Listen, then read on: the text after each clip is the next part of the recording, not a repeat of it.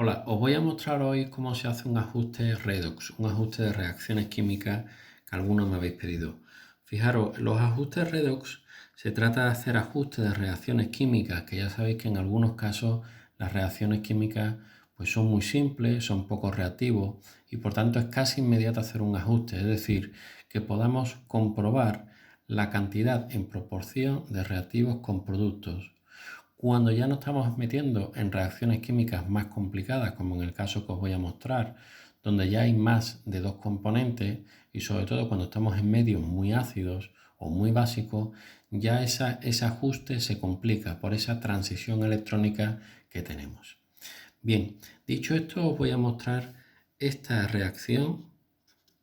Son compuestos de potasio, yodhídrico, un ácido sulfúrico, para dar una serie de productos. Es una disolución acuosa de 3 reactivos para dar esos productos y por último en esa disolución acuosa que ahí se muestra.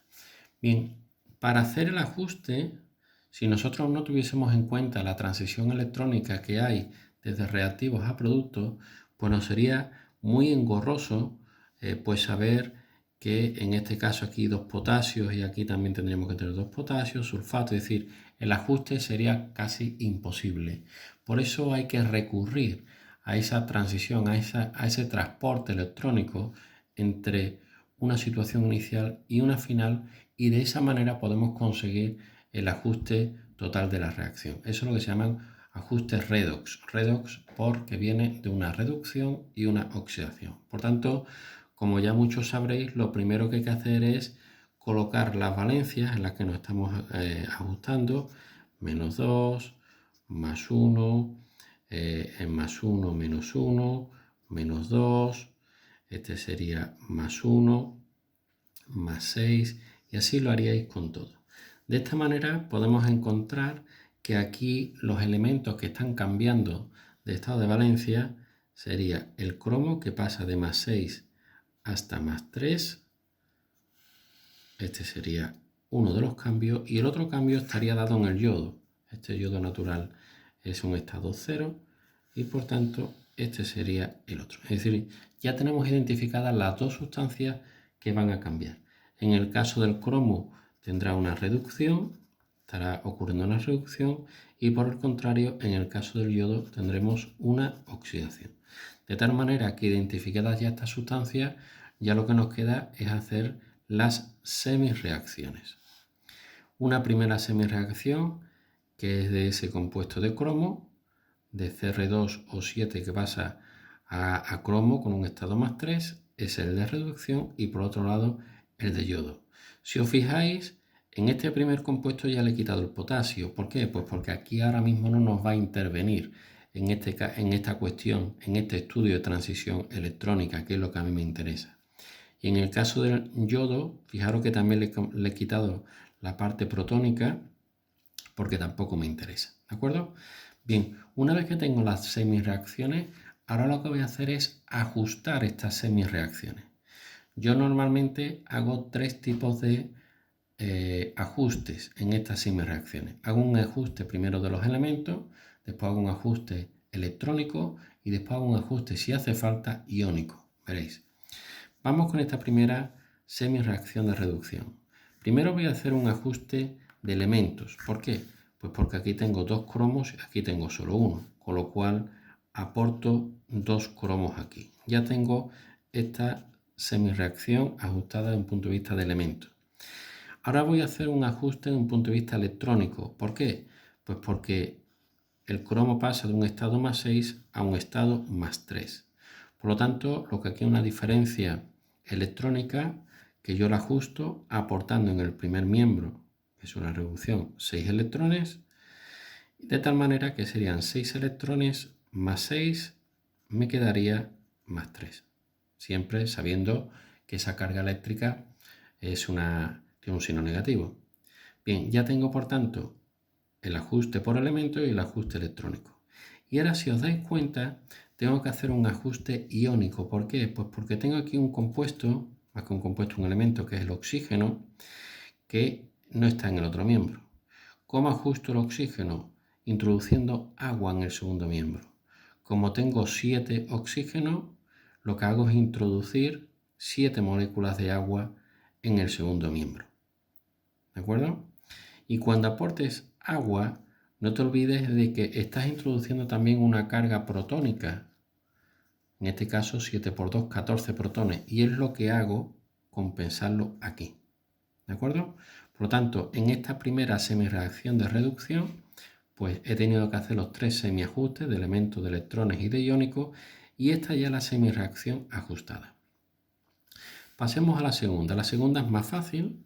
Primero hago un ajuste de elementos, poniendo este 2 aquí, y después hago ese ajuste electrónico, porque paso en esa oxidación a tener 2 electrones en ese segundo miembro. Y como aquí en esta semireacción no hay ningún aporte de oxígeno, pues no tengo que hacer ninguna introducción de agua ni tengo que hacer ningún semiajuste iónico. ¿De acuerdo? Con lo cual ya tengo la siguiente semireacción ajustada. Aquí os muestro las dos semireacciones ajustadas totalmente y es con la que partimos ahora a trabajar. Bien, como tenemos que hacer siempre una suma de las semireacciones, porque está claro que la suma de las semireacciones es lo que a mí me va a dar la reacción química, para hacer esa suma, lo primero que tengo que tener es el mismo número de electrones en cada una de las semireacciones. Si dais cuenta, aquí tengo 6 electrones, aquí tengo 2. ¿Qué hago? Pues multiplico toda la segunda semireacción por 3. ¿De acuerdo? Toda la semireacción, tanto reactivos como productos. De tal manera que la primera reacción queda igual, la segunda sería 3 por 2, 6, que la tenéis aquí, y 3 por 1, 3, que lo tenéis aquí. Ahora ya estamos en condiciones de hacer la suma de las dos semireacciones, 6 electrones y 6 electrones, y tenéis aquí abajo el resultado. ¿De acuerdo? Esta sería la reacción química básica ajustada, no del todo, pero ya prácticamente ajustada. ¿De acuerdo? Bien, una vez que tengo esto, lo que hay que hacer es analizar qué es lo que me falta por introducir, porque está claro que el ajuste electrónico ya está hecho. Ahora ya lo único que me hace falta es introducir aquellos elementos, aquellos reactivos o aquellos elementos que ya aparecen como producto. Si os dais cuenta, en el primer miembro a mí me faltan 2 potasios y un sulfato. Y en el segundo miembro me faltan 2 potasios y 4 sulfatos. Eso es lo que nos queda hacer ahora. Veréis.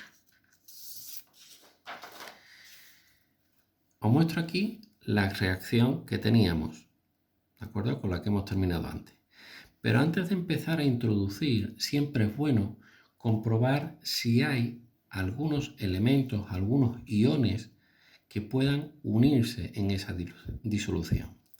Si os fijáis, nosotros teníamos 6 yodos y 14 protones.